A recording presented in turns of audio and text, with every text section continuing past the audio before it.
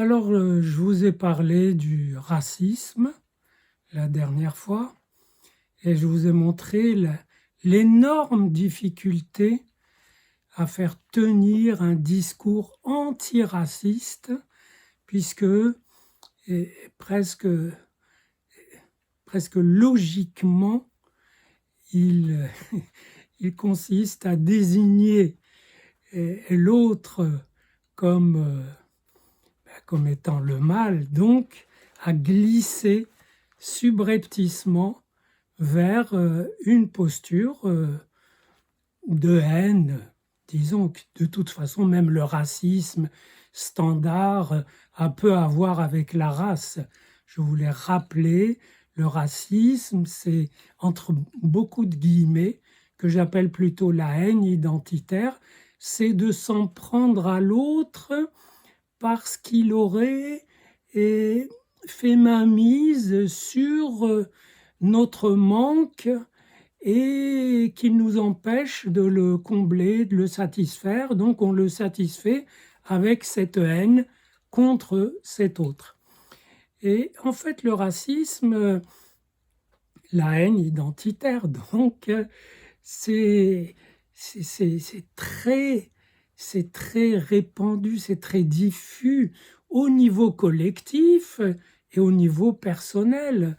Au niveau collectif, un groupe, en général, a une haine particulière, et même débonnaire, pas une haine furieuse, envers l'autre groupe qui s'occupe de la même chose, qui traite des mêmes problèmes, mais d'une façon et donc qui fait vibrer les problèmes du groupe, le manque du groupe, et qui donc est responsable du fait que la question dont traite le groupe est si maltraitée. Et, et il se trouve que sur le plan personnel aussi, j'ai pas mal étudié un phénomène que j'appelle l'entre-deux femmes.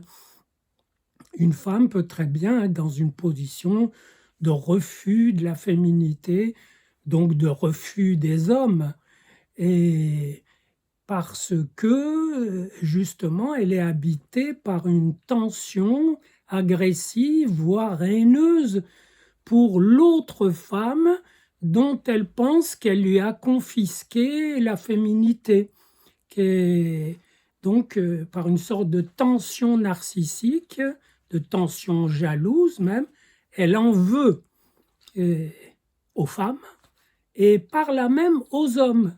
C'est-à-dire, du fait ça la met dans un refus du féminin, elle ne veut pas que des hommes viennent exprimer leur hommage de sa féminité qu'elle refuse. Ça existe. C'est aussi de l'ordre de la haine identitaire. Mais pour revenir à l'actualité, donc l'assassinat de ce magnifique jeune homme de Minneapolis, et dont j'ai dit que ce serait mieux qu'il y ait une place qui porte son nom plutôt qu'une avenue qui s'appelle Black Lives Matter. Bon. Mais c'était une façon aussi de dire que il y a un mouvement antiraciste qui au départ est tout à fait authentique, voilà, et qui s'en prend aux maltraitances envers des minorités, notamment noires. Et, voilà, c'est légitime, mais qui très vite va glisser vers une manière d'instrumenter cette haine antiraciste et donc d'en faire un outil politique, et c'est le cas aux États-Unis. Et du coup, ça peut s'étendre aussi, c'est-à-dire, on va dire, mais oui, ça remet en cause toutes sortes de repérages sociaux. J'ai entendu dire que le capitalisme était raciste, les capitalistes sont racistes. Ça m'a fait un peu rire. Ils ne sont pas spécialement racistes parce que ça ne rapporte pas. Et ils l'étaient autrefois pour justifier le fait de surexploiter les esclaves, puis même les Noirs émancipés. mais si les lois du travail sont correctes, ils n'ont pas besoin d'être racistes. De même, toute une tendance du mouvement antiraciste va trouver que, je ne sais pas, que les juifs sont racistes. Il y a des conférences antiracistes qui se sont terminées par mort aux juifs, ce qui est stupéfiant. Et les juifs non plus ne sont pas racistes parce qu'ils n'y ont aucun intérêt particulier. Je dirais que ils ont d'autres chats à fouetter. Donc, trouver des racistes anti-noirs aujourd'hui, il faut vraiment aller gratter du côté des réflexions que se font des flics entre eux qui ratissent les quartiers de Harlem.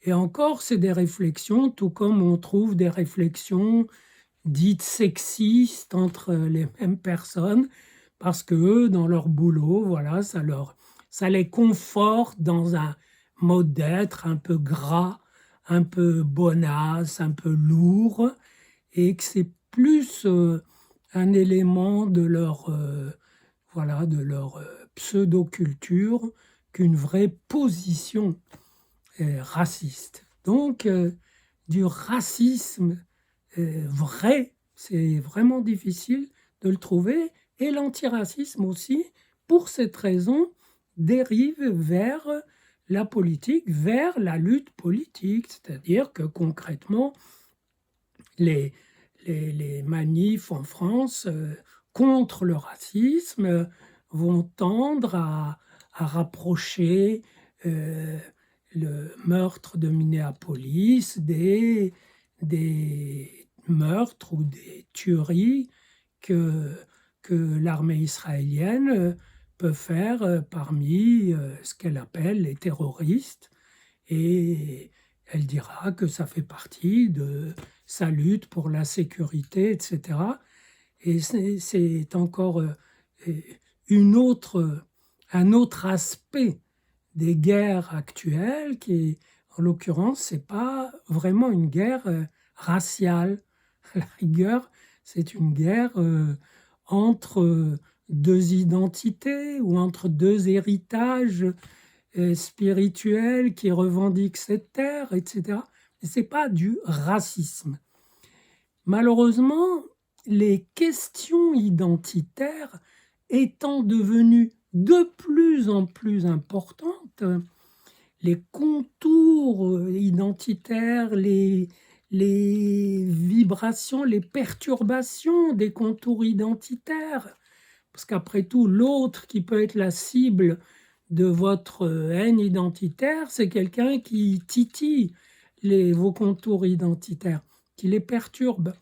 Donc, les identités étant devenues un problème important, donc les agressivités identitaires aussi, donc les questions politiques qui s'y rattachent, ça fait que le discours raciste, non, le discours raciste, il ne se formule pas ouvertement, il faut en prendre son parti, mais le discours antiraciste tend à devenir un discours politique, je dirais, honorable, mais qui est obligé de faire des amalgames pour se nourrir. Sinon, il n'a qu'à être un discours politique ouvert. Or, ce phénomène, on l'avait déjà constaté depuis des siècles avec les religions. Normalement, les religions sont toutes sous le signe d'un Dieu, même si ce n'est pas tout à fait le même, mais un Dieu bon, bienveillant, qui crée le monde, qui veut du bien à ses créatures. Mais voilà, il y a des façons d'avoir ses faveurs, des façons d'en parler, etc., qui font des partages entre religions et qui font qu'entre elles, il peut y avoir des agressivités, des haines identitaires tout à fait inscrites qu'on essaye aujourd'hui d'enrober, etc., et tant mieux, mais qui ont toujours existé en tant que haine identitaire. Donc, ce qu'on nomme raciste a été nommé autrefois haine identitaire, intolérance d'une religion envers les autres, etc. Voilà, à bientôt.